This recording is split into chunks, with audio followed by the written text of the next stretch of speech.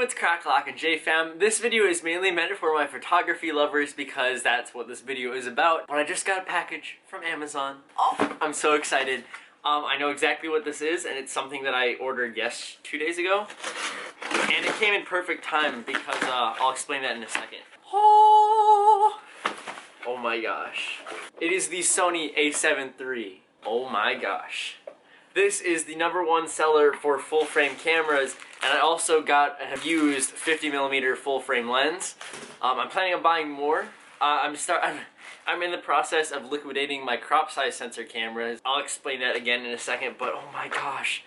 The box is so cool. I save all my camera boxes. I have a whole wall full of them, but look at that. It is amazing. So this is my first full frame camera, and it's more professional, and I will explain more about all the reasons why I chose this camera over the Sony A6400 in a second. I haven't unboxed the camera in a long time. This is so exciting. Yo, I think I'm just gonna take the body out right away. Oh, it has some heft to it. Oh my gosh. This is my new baby. You are mine. Forever. It is a little bit cold, it was outside. Here is the Sony A7 Mark III, one of the newest cameras on the market, the #1 seller for full frame cameras. It's an amazing camera and it feels so nice. So let me take out the lens. I got a 50mm lens. So I originally had the Sony A6000, which is a 4-year-old camera that still keeps up with modern standards, I guess. And I started doing client work for my local city and I guess filming higher end videos, so I decided to switch to a full frame camera base because it's more professional. It has in-body image stabilization, it has better color profiles, and quite a few other reasons. This one also does film 4K at 30 or 24 FPS, and the full frame cameras are really good at low light. I'm gonna have a full video that's more technical and more in-depth, but I don't want to bore the usual people that are watching these videos. But just so you know, warning, there are gonna be a lot of videos about cameras coming up because this is like my passion, especially outside of YouTube. But let me take off the lens caps and I can put on the full frame. So I'm scared because I don't want to damage the sensor, but I'll show you guys what the sensor looks like. Oh, that thing is huge! Compared to my usual camera that's a lot smaller. And I'm gonna put the lens on. Oh, it snapped right in. Yo! Oh, it is so cool. Oh my gosh, I am blown away right now. So, yeah, the A7 Mark III. One thing that is kind of unfortunate about this camera is it does use a new battery. I mean, that's good because it has longer battery life, but a downside with that is all my cameras, like my Sony A5000 that I'm shooting with right now, that uses a different battery. I'm not able to use these two batteries on the different cameras, so that's kind of unfortunate, but the battery life is going to be better because it's a bigger battery and newer. Oh, there's the battery bay. Another cool thing about this camera is the fact that it has a dual SD card slot, so I'm able to have 2 SD cards active and they can shoot in series, so once one of them is full it can do the other one. Another thing I can do is have it as a backup, so one of them is cloning the other one, so that will be very nice when I'm filming for long periods of time. I'm going to turn on the camera for the first time in the world. Oh, I have to set it up. Oh, daylight savings. I'll turn it on. Date and time. Oh, it works. Oh my gosh. Alright, I'm going to turn it off so I can charge the camera and it don't kill the battery before it's even is ready. But I am so excited. I already have a photo shoot lined up Friday that I'm doing. I also am filming a short documentary tomorrow, so I'm going to have to get used to this thing today. So I guess now that I'm kind of calming down and I can actually just hold it and enjoy it, so I did switch from the Sony A6000. Again, that's a really old camera, but I was using that for most of my YouTube videos. So this year I decided to get a new camera, and when I was looking at cameras, I decided to stay in the crop sensor camera market.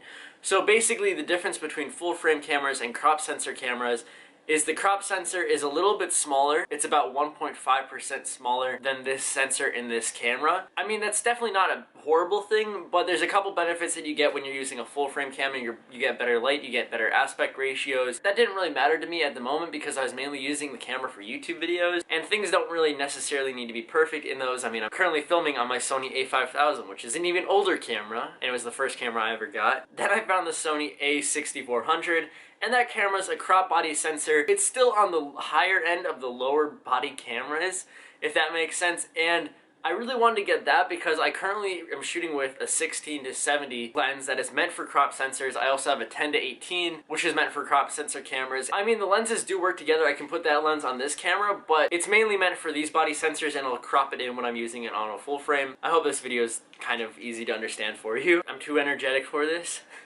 And I have so much on my mind, I just want to mess with this, but I need to charge it first. So that camera was great. It does film 4K. It has most of the specs in this camera, similar processor, I think the exact same processor. One downside about that camera is it does not have IBIS, and IBIS is in-body image stabilization. So basically, without the lens, the body of the camera and the sensor of itself is able to rotate on 5 different axes. So when you're shaking a little bit, it moves itself in a different direction so it stays stable for the viewer. And sometimes when I'm filming, I'm so energetic that I shake a little bit. And lenses also do have this stabilization, but the in-body basically makes it super smooth, and I really wanted that. Another thing about the A6400 is the fact that it has a flip-up screen, and I really wanted that because I'd be able to see myself like I can right now. But one thing about that is I already have a separate monitor screen that I can look at myself, and I just bought it, so I don't want to have to return it or sell it or something. I just wanted to keep that monitor, and it didn't really make sense to have two. So then I added it to my cart and was waiting a while, and then I started doing some client work in my local city. I'm working as an independent contractor for a car dealership doing car photography,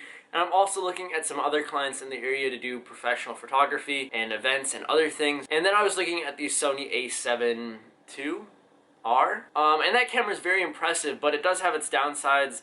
It's a little bit more of an older camera. It also does not have the greatest autofocus, and that's the one important thing that I like. And then I was talking to my mom. She's like, why don't you just go all the way and get something good? Because this is something that I've loved to do for years. I have my own photography Instagram at james.moreland if you want to check it out. But yeah, it's something that I've been doing for so long. So I rationalized in my mind that it would be worth spending the amount of money that this camera is, and I will have a link down below. It is one of the most expensive things that I've bought, but it should have the greatest payoff because I've been making YouTube videos and I've made I made money from that. I also take photography for my eBay store and also my own online pet store, so I need a camera for that. I also do photography work outside of this, so that's going to be used for that. So, and all these things added up so I would like rationalize to be able to buy this camera. And I added to my cart, told my mom everything, purchased it, and it is here today. Of course, this is a big hit. One thing about me is I never spend money on things. I prefer to be a saver than a spender. This was a really hard thing for me to like buy, but I already know it's gonna get its use in. So some of the benefits with this camera is it is weather sealed. So it can withstand moisture and also dust. So if I'm ever filming in weird locations, I was just taking some photos during the snow and stuff. So with this camera, I'll be able to do that and not really have to worry about damaging the internals. You have a lot more control because one thing that I noticed when I was filming on those crop sensors is I preferred to be in auto mode just because there weren't enough dials and I didn't have enough time while I was shooting to change things. But this camera has integrated dials to manage the exposure. It also does have a lot more custom buttons, so I'll be able to change those to what I want. So let's say I need to change the ISO, or if I need to change autofocus, I can easily switch those in these modes, and it's very, very helpful. And yeah, also this camera is going to be great for video. It has in-body image stabilization, like I've been saying, and that's going to be amazing because, yeah, sometimes my videos are shaky, so this will help with that. I am going to be selling the lens that I'm filming with right now to buy another full-frame lens, preferably, maybe just even the kit lens that they sell. And I'll keep my 10 to 18 for my crop sensor so it's a wide angle. But yeah, that's basically what my plan is. I'll have some more videos in depth, I can assure you on that, because this is something expensive and I'm gonna document it. Alright guys, I hope you enjoyed this video. Hit that like button, hit that subscribe button. If you want more photography videos, comment that down below. I'd love to see you in the next one. See y'all later. Peace.